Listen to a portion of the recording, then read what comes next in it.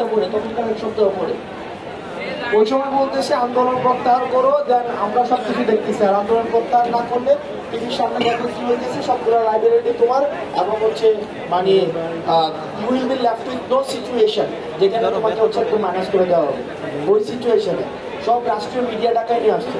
এই যে মিডিয়াগুলো আসছে না আমাদের দেশের মিডিয়াগুলো, ওরা তো হচ্ছে ওদের চরিত্র, ওদের আওয়ামী লীগীয় চরিত্র।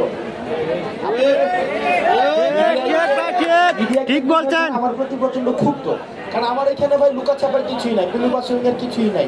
আমাকে নেতাকে খুশি করে কথা বলতে হবে না।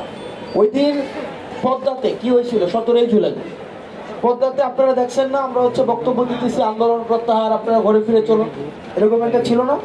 আমাকে সার্জিস্টারা হচ্ছে হাসিব আলমকে সামনে রেখে বলছে, এটা কমপ্লিটলি কাটছাট ভিডিও ছিল। ওখানে আমাদেরকে ধরে নিয়ে গেছে, ধরে নিয়ে সামনে মিডিয়া রাখছে 40-50টা। চারপাশে রাষ্ট্রের যে সংস্থাগুলো ছিল, আপনারা যাদের নাম শুনছেন, DGFI, SP, SB, NSI, whatever, রাষ্ট্রের যে সংস্থাগুলো ছিল সবাই আমাদেরকে ঘিরে রাখছে, এবং আমাদেরকে এর আগে 36 ঘন্টা আমাদেরকে এক ক্রমে আটকা রেখে হচ্ছে আমাদেরকে বারবার হচ্ছে একটাই কথা বোঝানো হয়েছে, কালকে গিয়ে প্রেস কনফারেন্সে বলবা যে আন্দোলন প্রত্যাহার। ওই সিচুয়েশনও হাসনাত আব্দুল্লাহ বা আমরা ওই সিচুয়েশনও বলছি, আমার বন্ধু হচ্ছে তখন হচ্ছে সাংবাদিক সমিতির আগের সভাপতি সাদিককে ওরা নিতে পারে নাই, বা আমাদের ঢাকা বিশ্ববিদ্যালয়ের সাংবাদিক সমিতিকে আমি সবসময় মানে কৃতজ্ঞতা জানাবো, ওই প্রেস কনফারেন্সে ওরা যায় নাই। ইন্টারনেটটাকে বন্ধ করে দিয়ে তৎকালীন সময় অন্যান্য টেলিভিশন ছিল, সময় ছিল, RTV ছিল, ডিবিসি ছিল, সবচেয়ে ডিস্টর্ট যে টেলিভিশনটা করছে সেটা হচ্ছে ডিবিসি করছে।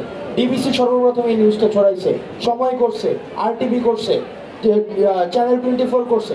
ওদের আসলে দোষ দেওয়া কিছু নেই, ওদেরও কাঁধে বন্দুক রেখে এই কাজগুলো করাইছে। আমাদেরকে বলতেছে আমরা যেন বলে আন্দোলন প্রত্যাহার করব।